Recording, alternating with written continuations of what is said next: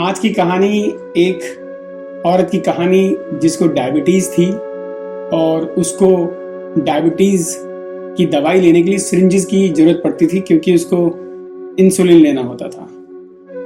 तो in lockdown की situation में वो काफ़ी जगह पर ढूंढ चुकी होती है पर उसको सिरिंजेस कहीं पर भी नहीं मिलती है।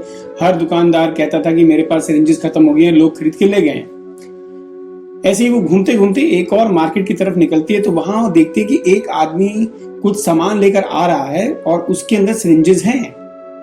तो वो उस आदमी के पास जाती है कि आपने ये सिरिंजेस कहाँ से ली हैं, मुझे भी लेनी है, मैं एक डायबिटिक पेशेंट हूँ और मेरे लिए बहुत जरूरी है। तो लड़का बोलता है कि जहां से मैं लेकर आया हूं वहां पर ये लास्ट पैकेट ही पड़े थे और मैंने ये खरीद लिए हैं। तो वो लेडी थोड़ी सी निराश होके पूछती है कि क्या मैं आपके साथ इसको शेयर कर सकती हूँ। तो कहता नहीं नहीं, मैंने सबका ठेका नहीं ले रखा, मैं अपना काम देखता हूं, तो मैं आपकी किसी भी तरह की मदद नहीं कर सकता। वो लड़का ये कह के निकल जाता है। वो औरत हैरान परेशान डरी हुई सहमी हुई कि मुझे कहीं से भी ये सिरिंज नहीं मिल रही है और ये आदमी जिसके पास है ये जो मुझे मदद कर सकता है पर नहीं करना चाहता है। थोड़ी देर के बाद वो हर जगह ढूंढ के जब वापस निकल रही होती है तो उसी दुकान के थोड़ी दूर उस लड़के ने अपनी दुकान खोल ली होती है और वहां पर वो सामान जितना उसने खरीदा था उसको बेच रहा होता है। वो औरत वहां जाती है और कहती है क्या मैं ये सिरिंजेस आपसे खरीद सकती हूँ। तो उसने कहा हाँ, आई एम अ बिजनेसमैन, तो मैं तो बेचने के लिए यहाँ बैठा हूं। तो लेडी कहती ठीक है, मुझे ये एक पैकेट दे दीजिए। तो कहता ठीक है, आप मुझे $50 दे दीजिए। तो वो लेडी कहती है कि ये तो 5 गुना ज्यादा कीमत है। तो लड़का बहुत ही सपाट शब्दों में बोलता है कि अगर खरीदना है खरीदिए, नहीं तो रखिए और आगे चलिए।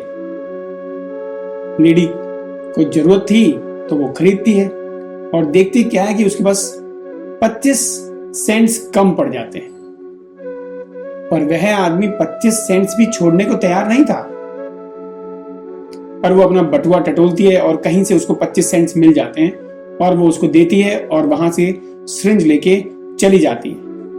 जैसे ही वो लेडी वहां से निकलती है तो उसको अपने घर से फोन आता है उसकी मदर का और वो कुछ हैरान परेशान सी लग रही होती है। तो वो तुरंत अपना सारा सामान समेट के अपनी माँ से मिलने चला जाता है।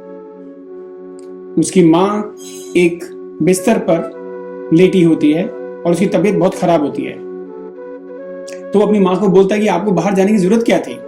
तो उसकी माँ बोलती है कि मेरे पास कोई और ऑप्शन नहीं था, मेरी सिरिंजेस खत्म हो गई थी और उनको लाने के लिए मुझे बाजार जाना पड़ा, पर मुझे किसी भी दुकान पर सिरिंजेस नहीं मिली और मेरी तबीयत खराब हो गई। तो कुछ दो भले लोगों ने मुझे घर तक पहुंचा दिया और तुम्हें फोन किया। वो लड़का कहता है कि मेरे पास कुछ सिरिंजेस थी पर मैंने उनको अभी बेच दिया, मैं बाहर जाता हूं, मैं ढूंढ के लाता हूं। तो उसकी माँ मना कर देती है कि बाहर कुछ नहीं है, मैं सब जगह पता कर आई हूं, तुम अपना वक्त खराब करोगे। अब ये लड़का कुछ सोच ही रहा होता है कि उसकी माँ कि सरीना तुम यहां क्या कर रही हो। तो सरीना जब आती है तो उस लड़के को देख के दंग रह जाती है। तो वो कहती है कि तुम यहां क्या कर रहे हो, आप यहां कैसे आए।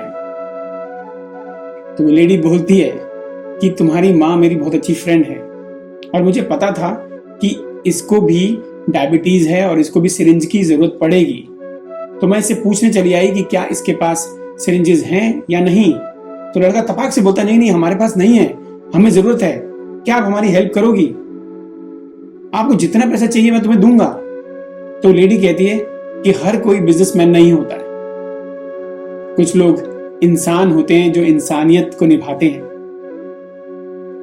तो वो अपने बटुए से कुछ सिरिंजेस निकाल के उसकी मां के सरहाने पे रख देती है। तो हमें क्या समझ में आया, इस लॉकडाउन की सिचुएशन में बहुत लोग कुछ कुछ फायदा उठाने की सोच रहे हैं और फायदा उठा भी रहे हैं। बहुत सारा धन सरकार के द्वारा दिया जा रहा है, कितना धन पहुंच रहा है इसकी कोई खबर नहीं है। बहुत सारा अनाज भोजन लोगों में बांटा जा रहा है, कितना दबाया जा रहा है इसकी कोई सूचना भी नहीं है और बहुत जल्दी हमें इसके भी घोटाले पता चलेंगे। जमाखोरी करना कानूनन अपराध है, पर आम से खास सभी इसी होड़ में लगे हैं कि इसका भी फायदा उठा लिया जाए। इंसानियत है कहाँ? कहाँ गई हमारी इंसानियत?